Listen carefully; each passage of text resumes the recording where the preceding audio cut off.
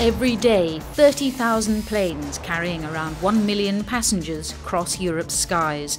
The routes they use are complicated. Some are one way, and they change frequently. They cross each other like spaghetti junctions. As if that were not enough, Europe also has variable weather patterns, which help to make flying even more complex. Under these different conditions, each air traffic controller can only safely take care of a certain number of planes at any one time. So here I've set the screen to cover the Hanover sector of the Maastricht UAC. And you can see the green flights here are the ones handled and controlled by the Hamburg controller. Everything seems to come all together here, like they look all pretty close, but everything is actually safe.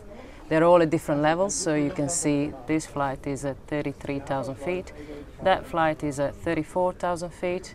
You can see these two opposite to each other, but separated by 1,000 feet.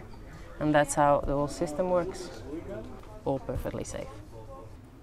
Until 10 years ago, no one organisation or person had an overview of air traffic control across the whole of Europe at a given time.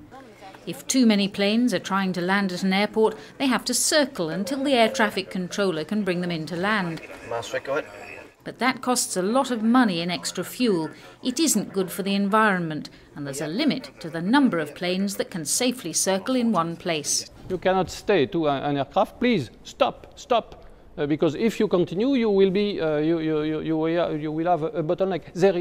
We cannot have a bottleneck in the sky. Until 10 years ago, long delays were not uncommon. The delays were important. It has to be really underlined that at that time, 45 minutes, 1 hour of delay was not exceptional. The delay were around 4 minutes per flight as a whole. It was sometimes up to 30 minutes, 40 minutes, which is not acceptable at all for airlines. They asked Eurocontrol, the European Organisation for the Safety of Air Navigation, to improve the situation. Eurocontrol developed the Central Flow Management Unit, whose job it is to monitor air traffic flows 24 hours a day, 365 days a year, and to try and prevent traffic jams in the sky. Now, any airline that wants to fly in Europe has to send its flight plan to Eurocontrol, where it's checked and sent out to all air traffic controllers affected by the flight. Eurocontrol's Central Flow Management Unit, the Cfmu, looks at the number of aircraft that are planned to fly at any given moment and balances that with what each air traffic controller can safely handle. What we're looking at here is an air traffic control sector, where we know that the air traffic controller can safely handle 37 aircraft per hour. That's this dotted line. There are actually 42 flights who plan to come into this sector. Now, for the sake of safety, so that the controller doesn't get more flights than he can safely handle, we need to move this excessive demand into here. You see, we've got more capacity here than what is planned. And rather than moving a few flights a lot, that is giving a big delay to a few flights, we try to give all of these flights planned to enter this problem sector during this time a small delay, so that we push it down like this, and here we have got rid of this excessive demand and utilized the capacity over here. Before we take actions which is resulting in delay, which of course cost money, then we look at other alternatives, and rerouting a flight is of course an obvious alternative. What we see here is a flight going from Paris to Vienna, who's planned through an area where he will experience a small delay.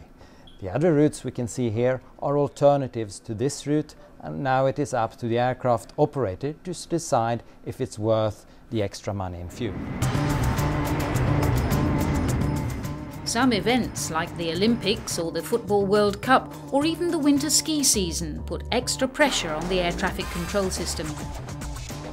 Here too, Eurocontrol has a role to play, working with the national authorities to optimise the use of their air traffic control resources and handle all the flights that will arrive.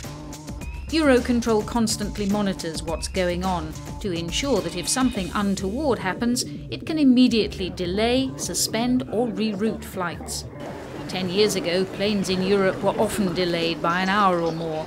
Today, thanks to the Cfmu and all the other people involved, delays are much less common, and when they do happen, they're rarely more than 20 minutes.